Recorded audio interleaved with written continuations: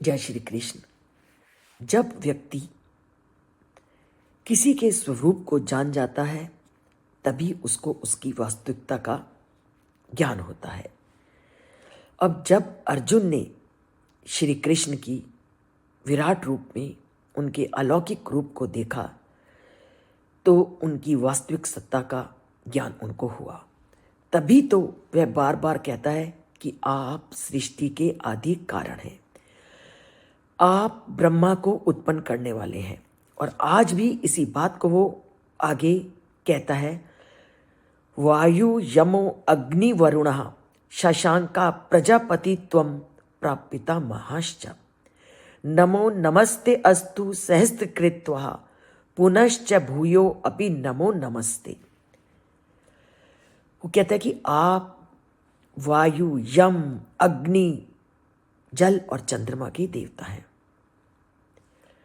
आप ब्रह्मा के पिता और सभी जीवों के प्रपितामह हैं। अतः मैं आपको हजारों बार नमस्कार करता हूं। श्री कृष्ण के प्रति अपार श्रद्धा से युक्त होकर ही अर्जुन सहस्त्रकृत्वा शब्द का प्रयोग और उनका अभिवादन करते हैं। अब जब सभी देवताओं के रूप में उन्होंने श्री कृष्ण को देखा तो लोगों के मन में इस शंका का होना स्वाभाविक है कि क्या अन्य देवता कुछ नहीं? क्या बाकी धरती पर जो लोग अन्य अन्य देवताओं की पूजा करते हैं वह कुछ नहीं? ऐसा नहीं है। हर एक का कोई कारण होता है और श्री कृष्ण उन सभी देवताओं के कारण है। इसको हम छोटे से उदाहरण से जानने का प्रयत्न करते हैं कि कैसे वह देवताओं के देवता हैं। जैसे दिवाली के दिनों में आपने छोटी दुकानों में देखा होगा कि चीनी के बहुत सारे खिलौने दिवाली से 2-3 दिन पहले बन करके बाजारों में मिलते हैं। उन खिलौनों के बहुत से आकार होते हैं, कोई घोड़ा बना होता है, हाथी बना होता है, और जितने भी धरती पे चीजें हैं उन चीनी के रूप को आकार दिया जाता है। पर इन सभी खिलौनों में मूल कारण कौन है? चीनी।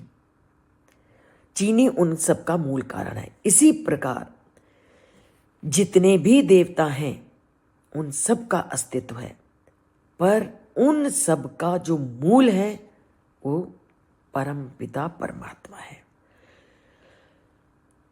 उस परम पिता परमात्मा के स्वरूप को अर्जुन ने श्री कृष्ण के अंदर देखा, इसलिए वो कहता है सहस्त्रकृत्वा।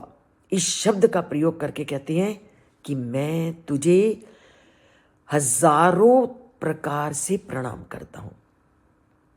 व्यक्ति हजारों प्रकार से प्रणाम और उसके आगे नतमस्तक तभी होता है जब वह उसकी अलौकिक शक्ति को, उसकी अलौकिक तेज को समझ लेता है, जान लेता है। और अर्जुन ने उनके अलौकिक स्वरूप को उनके विराट रूप में देखा, उनकी दिव्य शक्तियों का अनुभव किया, इसलिए वह उनको सभी देवताओं के देव मानकर उनको हजारों प्रकार से नमस्कार करना चाहते हैं और उनका आगे नतमस्तक होना चाहते हैं। तो हम भी प्रयत्न करते हैं उस परमात्मा के स्वरूप को जानने का, उनकी ज्ञान को प्राप्त करने का। इसलिए हर कार्य करते समय उस परम पिता परमात्मा का शुक्रिया अदा कीजिए कि तुम्हें उसने ये शक्ति दी है और ये समय प्रदान किया है कि आप उसका स्मरण करो, उसकी अलौकिक शक्ति को समझो और जानो। और जैसे जैसे आप उसके स्वरूप को जानते जाएं, काम करते हुए आप उसका शुक्रिया कीजिए, उसका ध्यान कीजिए और उसके ध्यान के लिए आप उनके बारे में जानने का प्रयत्न कीजिए।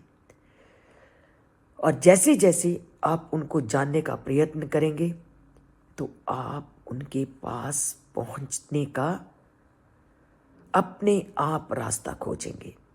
तो खोजते हैं आज उस परमपिता परमात्मा के रास्ते को और उनको प्राप्त करने का प्रयत्न करते हैं। और इसके लिए चैनल से जुड़ते हैं, एक बार सब्सक्राइब करना है और लाइक आप जितनी बार कर सकते हैं। जय श्री कृष्ण।